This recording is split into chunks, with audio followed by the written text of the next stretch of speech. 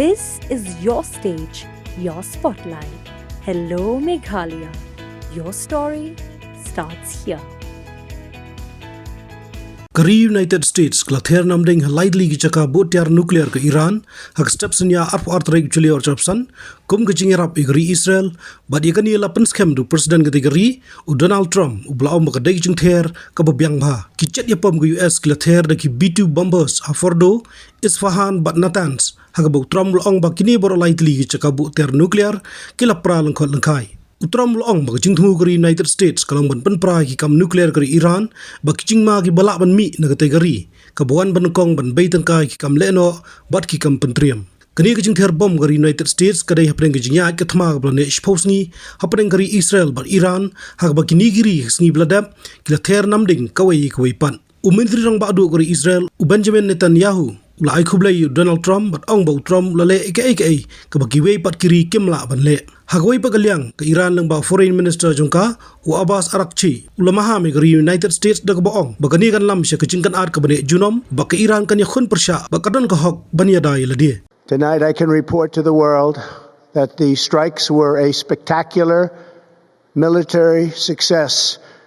Iran's key nuclear enrichment facilities have been completely and totally obliterated. A short time ago, the U.S. military carried out massive precision strikes on the 3 key nuclear facilities in the Iranian regime, Fordow, Natanz, and Isfahan. Everybody heard those names for years as they built this horribly destructive enterprise. There will be either peace or there will be tragedy for Iran far greater than we have witnessed over the last 8 days. Remember, there are many targets left. Tonight's was the most difficult of them all, by far, and perhaps the most lethal. But if peace does not come quickly, we will go after those other targets with precision, speed, and skill. Most of them can be taken out in a matter of minutes. Congratulations, President Trump. Your bold decision to target Iran's nuclear facilities with the awesome and righteous might of the United States will change history. But in tonight's action against Iran's nuclear facilities, America has been truly unsurpassed. It has done what no other country on earth could do.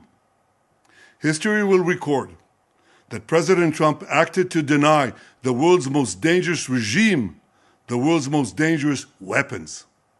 His leadership today has created a pivot of history that can help lead the Middle East and beyond to a future of prosperity and peace.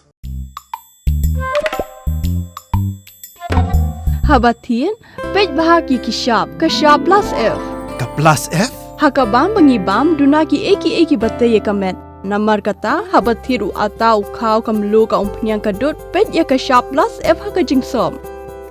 Yaki nutrient kumki vitamin bat ka iron la icon diat bat ka bathau bha kam khta ai ka dur jingki mar bam ka jing mat lani ka rukom shed yaki. Balehi panai kita. Ka don ka we ka jing mentoy ba kongsan. Ka kot ka khia. Ka nutrition ba khambha ka jing im ba khambha pendon kam daki mar ba madon ka shop plus F menta kasni Lawan Ra Shafi Lingba ko office jong Commissionerate of Food Safety Meghalaya